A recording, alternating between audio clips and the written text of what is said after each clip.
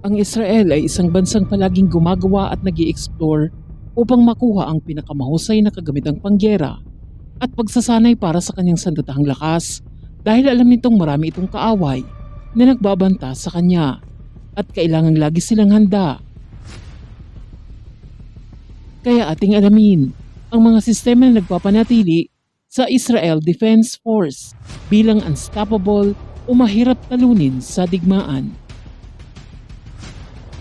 Kaya kung bago ka palang napadpad sa channel na ito at kung gusto mo ng mga kwentong katulad nito ay mag-subscribe ka na at huwag kalimutang i-like at pindutin ang notification bell para lagi kang updated sa mga kwentong kagaya nito. Mula pa noong 1948, ang Estado ng Israel ay gumawa at naganda ng isang nakakatakot at epektibong military machine. Itinayo ito ng mga pro-independence militias na sinuplayan ng mga sandata na ginamit noong ikalawang digmaang pandaigdig. Ang Israel Defense Forces o IDF ay nagtamasa ng kahanghangang tagumpay sa larangan ng digmaan noong 1960s at 1970s. Dahil sa kakaibang pangangailangan nito at dahil sa mga international boycott, nagsimula ang Israel na bumuo ng sarili nitong mga teknolohiyang militar, pati na rin ang pagdagdag ng pinakamahusay na foreign technology. Ngayon, ipinagmamalaki ng Israel ang isa sa mga pinaka-technologically advanced na stockpile nilang pang-militar at isa sa pinaka-epektibo na workforce sa buong mundo. Narito ang 5 sa mga pinakamapanganib na sistema na kasalukuyang ginagamit ng Israel Defense Force. Merkava.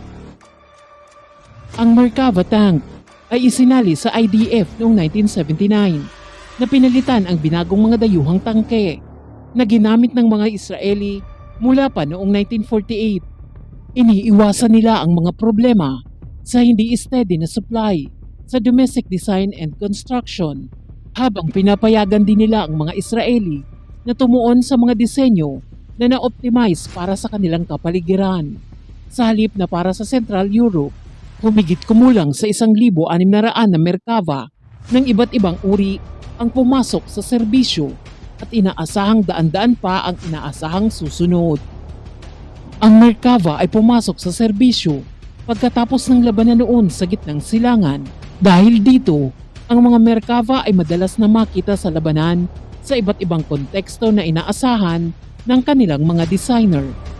Ang Estados Unidos ay gumawa ng mga malaking hakbang para sa paggamit ng armored tank sa Iraq at Afghanistan para sa counterinsurgencies.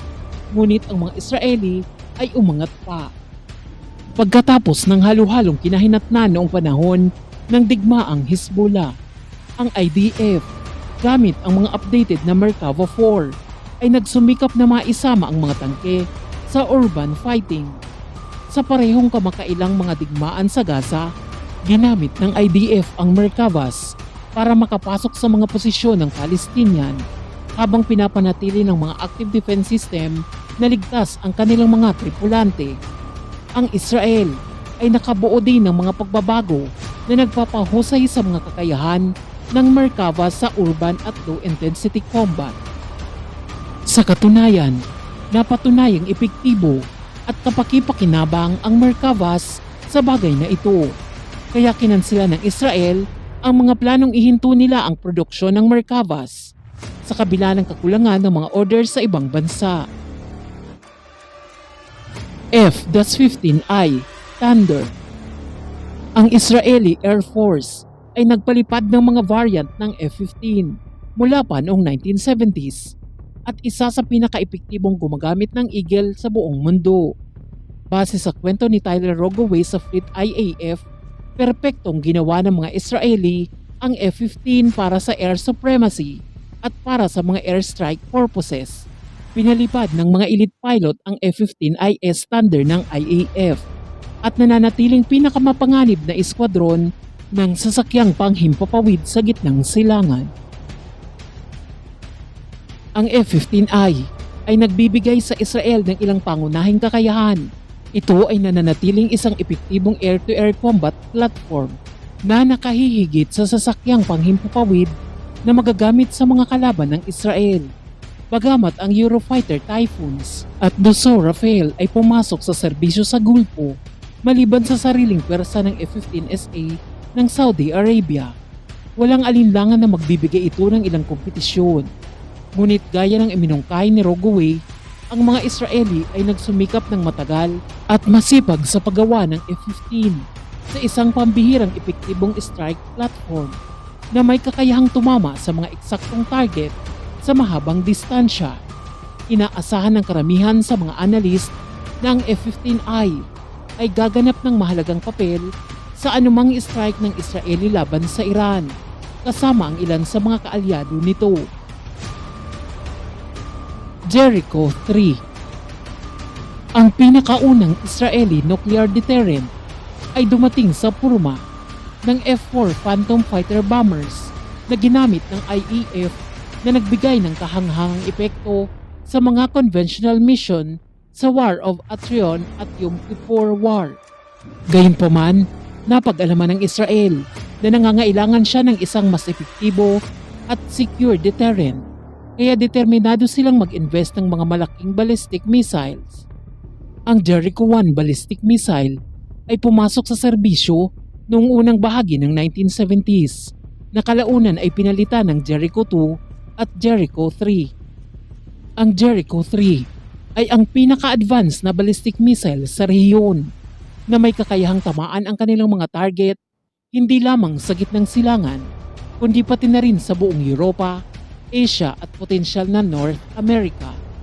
Tinitiyak ng Jericho 3 na ang anumang pag-ataking nuklear laban sa Israel ay sasalubungin ng mapangwasak na paghihiganti, lalo na't malabong madisarmahan ang Israel sa pamamagitan ng unang strike. Siyempre, dahil walang potensyal na kalaban ng Israel ang may sandatahang nuklear. Ang mga missiles ay nagbibigay sa Jerusalem ng presumptive nuclear superiority sa buong rehiyon. Dolphin. Nakuha ng Israel ang unang submarino nito na isang dating klase ng British S-Class noong 1958. Ang submarino at iba pang nakuha noong 1960s ay gumanap ng ilang mahalagang tungkuling militar, kabilang ang pagtatanggol sa baybayin ng Israel, mga opensibong operasyon laban sa Egypt at Syria, at ang paghahatid ng mga pangkat ng komando sa digmaan at kapayapaan. Ang mga sinaunang bangkang ito ay pinalitan ng klase ng GAL at sa mga huli ay ng German Dolphin class na mga bangka na mga makabagong diesel-electric subs. Ang papel ng Dolphin class sa nuclear deterrent ng Israel ay napaka-importante. Ang kakayahan ng isang diesel-electric submarine na magsagawa ng mga deterrent patrol ay lubos na limitado kahit anong kanyon ang dala nila. Gayunpaman, ang Dolphin ay nananatiling isang epektibong plataporma para sa lahat ng uri ng iba pang mga misyon na kinakailangan ng IDF. May kakayahan ito sa maritime reconnaissance, palubugin ang barko o pumigil sa mga barko ng kalaban, at gayon din sa paghahatid ng mga special forces sa mga magulong coastline.